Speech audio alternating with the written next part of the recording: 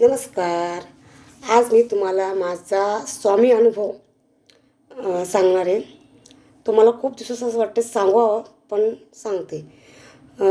कोणासोबत घडले तेही मला नक्की माझा अनुभव ऐकल्यानंतर कमेंट करा.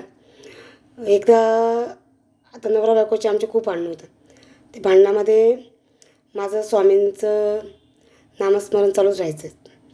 मग माझ्या नवऱ्याला होती बाहेरची परस्त्रीकडे जायची सवय. ते जर तिचं त्या बाईचाही नवरा होता. मी एक दिवशी ऑफिसला बसली आणि असंच तिच्या नवऱ्याला मी फोन केला की बाबा की तुझ्या बायकोचं माझ्या नवऱ्यासोबत असं असं आहे. मग त्याने तिला घरी जाऊन बोलला काहीतरी. तितक्यात माझा नवरा मला तिने माझ्या नवऱ्याला फोन केला. माझा नवरा मला ऑफिसला मारायला आला की बाबा तू तिच्या नवऱ्याला फोन का केला. मग तशी मी घाबरली, कारण का त्याचं रोजचं मारहाणमुळे मी त्या खूप घाबरायची. पण कंटाळून गेली होती, तो बिलकुल ऐकायचं नाही. आणि तशीच मग मी संध्याकाळ झाली, जॉबवरून परस्पर मुलाला घेतलं आणि निघायच्या वेळेस जुलैचा महिना चालू होता. जोरदार पाऊस चालू होता. आणि एक असं म्हणजे ना की मला भीती, मी जायचं घरी, पाऊस एवढा, पोराला घेतला, आता जायचं कसं.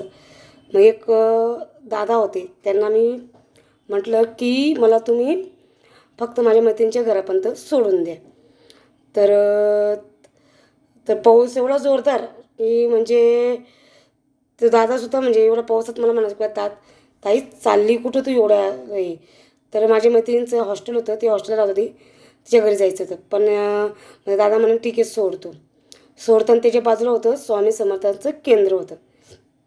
बस किती वेळ बसली आणि त्या दादाने आम्हाला हॉस्टेल बंद झालं. पण नक्की त्या मुलीचं हॉस्टेल बी तेच 8:30 नंतर बंद होऊन जातं.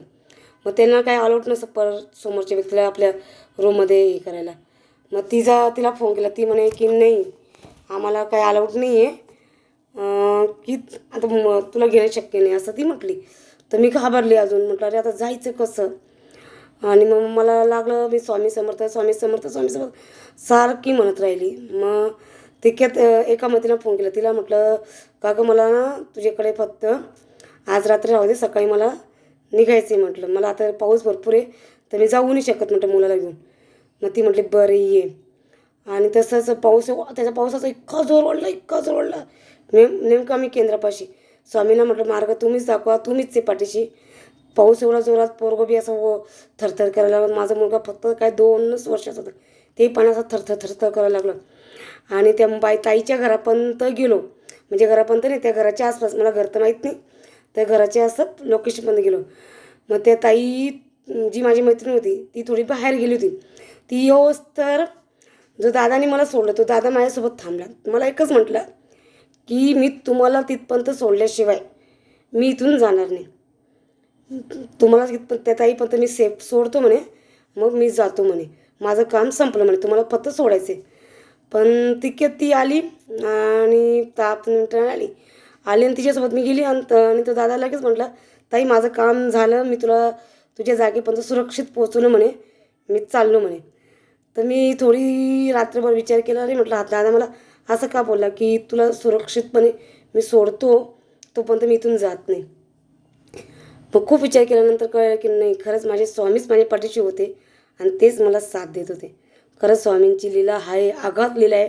असा अनुभव कोणासोबत आला आहे हे नक्की सांगा. माझी आई म्हणते मी स्वामींना, खरंच माझी स्वामी आई आहे.